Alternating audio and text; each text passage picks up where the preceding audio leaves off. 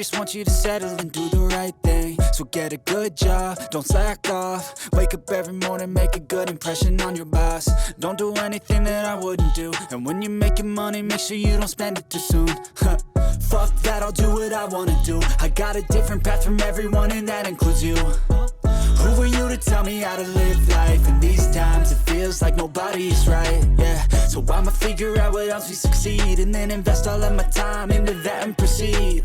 I need whatever the hell could make me happy, and I don't think you have a clue what could that be. They tell me that I'm never gonna make it. They want me to do something that can make sense. They hate when I keep dreaming I'll be famous, but I don't give a fuck, I'ma keep chasing. They tell me that I'm never gonna make it. They want me to do something that can make sense. They hate when I keep dreaming I'll be famous, but I don't give a fuck, I'ma keep chasing. I think this life could be special if I get rid of the devils. They think that I am a rebel, I think they want me to settle. There's nobody on my level. They think that work is too stressful, I think that work is essential. The grind is all in your mental, and I don't think you